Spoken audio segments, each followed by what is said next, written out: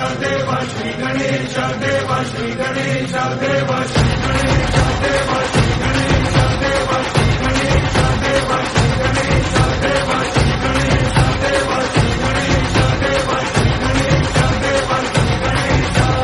ज्वाला सी चलती है आंखों में जिसके भी दिल में तेरा नाम है, परवाह ही क्या उसका आरंभ कैसा है और कैसा परिणाम है।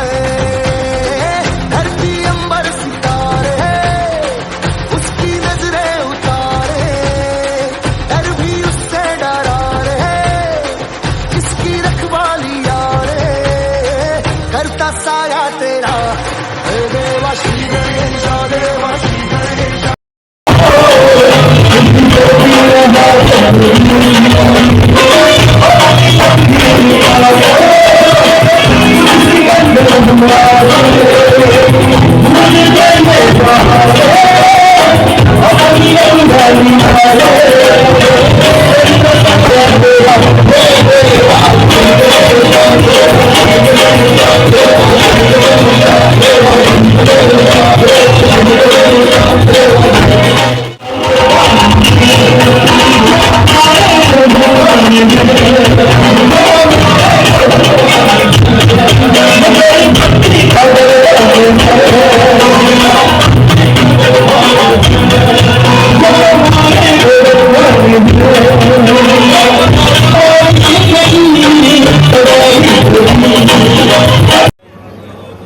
गणपति सेवा संघ की तरफ से आज एक भव्य आयोजन किया गया जिसमें रोशन प्रिंस ने भी अपनी हाजिरी लगाई और काफी अच्छी उसने गुणगान भी किया। मैम क्या कहेंगे इस विषय पर?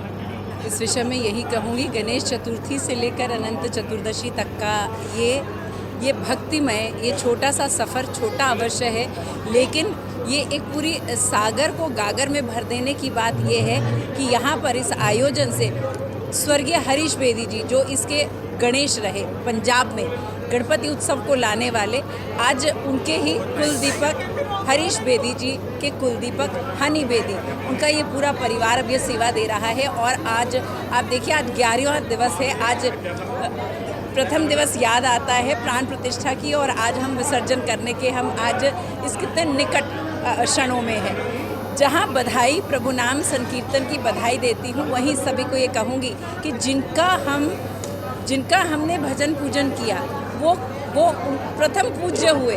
क्यों हुए?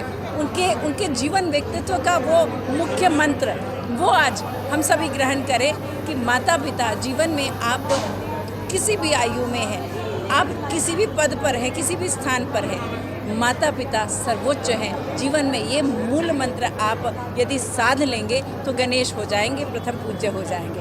आप बिल्कुल जैसा कि आपने कहा कि गणेश जी प्रथम पूज्य हैं, अगर उन्हीं को अगर हम करेंगे माँ बाप की पूजा भी और सेम एज इट इज तो उनका आशीर्वाद मिलता है। तो मैं एक चीज़ में ये कहना चाहूँगी, जैसे कि अगर उत्तर भारत की बात करते हैं तो उत्तर भारत में जो है गणेश जी के विसर्जन का विधान नहीं है, शास्त्र सम्मत नहीं है।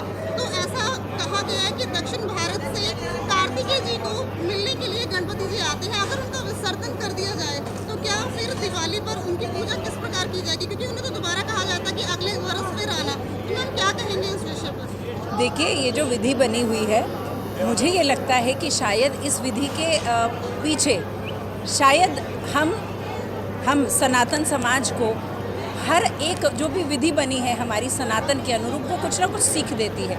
मुझे ये लगता है कितने प्रेम से हम गणपति पधराते हैं, उन्हें प्राण प्रतिष्ठा करते हैं, उनका पूजन भजन करके हमारा कितना उनके साथ लगाव हो जाता है। विसर्जन करते हुए आपने देखा है अश्रु भरे हुए नेत्रों से हम उनको विसर्जित करते हैं। यहाँ पर मुझे लगता है कि हमें क्या सिखाया गया कि आप इस जीवन में आए हैं, 33 करोड़ देवी देवता हैं और कितनी योनियों के पश्चात आपको ये मनुष्य जन्म मिलता है। यहाँ पर आकर केवल यही शरीर का वाहन है जिसके द्वारा आप अपने प्रभु को प्राप्त कर सकते हैं। यहाँ आकर जो आपको सर्वप्रिय लगता है, हम अपने ही संबंधों में हम मोह में पड़ जाते हैं। मोह को त्याग कर वास्तव में ये गणपति विसर्जन मुझे ये सिखलाता है, आप भी सीखें कि हमें मोह में नहीं पड़ना। ये जो मनुष्य शरीर मिला है ये वास्तव में ये वाहन परमात्मा को प्राप्त करने का है। इसीलिए तो शायद गणपति पधरा कर जब विसर्जित करते हैं तो यहाँ हमारी वो तीसरी हमारी जो बुद्धि का वो सूत्र है वो खुलता है कि यही इस जीवन का सार भी है। मैम अगर आज के विसर्जन की बात करें तो कई बार ऐसा होता है कि गणेश जी को हम लाते तो श्रद्धा भाव से हैं और उनके 10 दिनों तक पूजा भी होती है, लेकिन जब विसर्जन का वक्त आता है तो उन्हें जब वहाँ पर जल प्रवाह किया जाता है तो उस वक्त इतनी दुर्गति देखने को मिलती है कि मूर्तियाँ खंडित हुई पड़ी होती है। तो मैम ऐसे विसर्जन से क्या तात्पर्य है, क्या कहना चाहेंगे?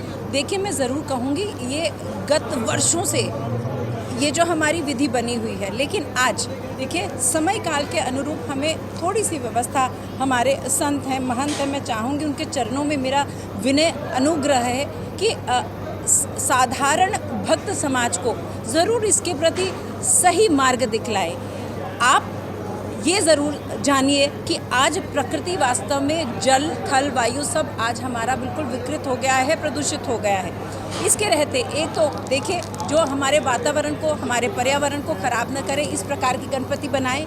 और यदि गणपति को हम विसर्जित करते हैं वो पूरी उसकी भी एक विधि विधान है और इस किस प्रकार से किया जाए, यदि भक्तिपूर्वक करेंगे तभी तो फल पाएंगे। यदि ये खेल हो गया, दिखावा है, तो इसी प्रकार के जब हम कुकृत्यों से जब जुड़ जाते हैं तो आप देखिए मानव समाज अनेकानेक दुखों से भी ग्रस्त है। तो आवश्यक है प्रेम की गंगा है, प्रेम से बहती रहे और इसे हम प्रदूषित न करें।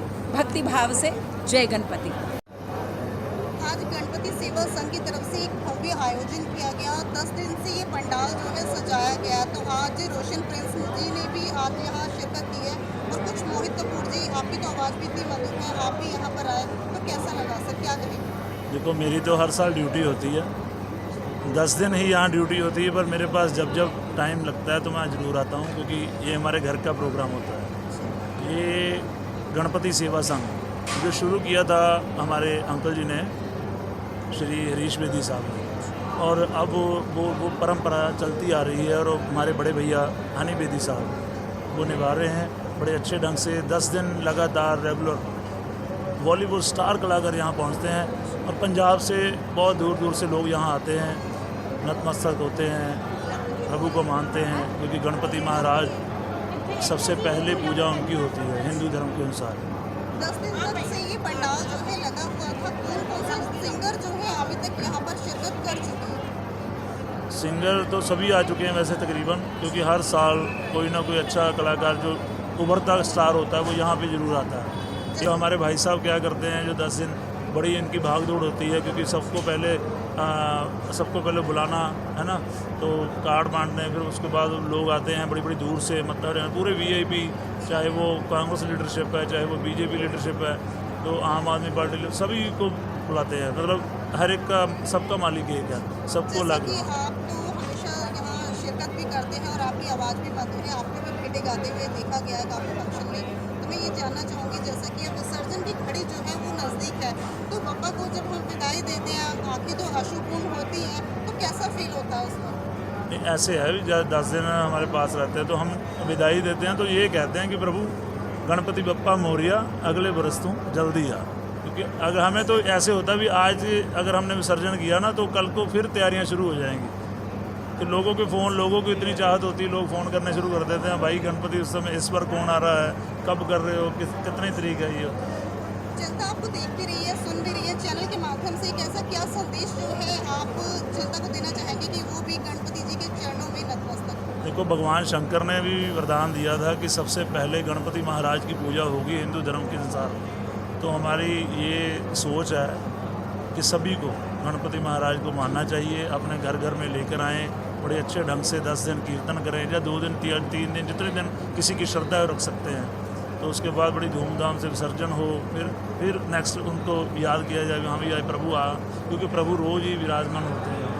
एक मन की भावना होती है, क्योंकि कहते हैं कि इधर मंदिर, उधर मस्जिद, उधर गुरुद्वारा, इधर गिरजा, सभी घर भगवान के हैं, जिधर चाहे उधर गिरजा।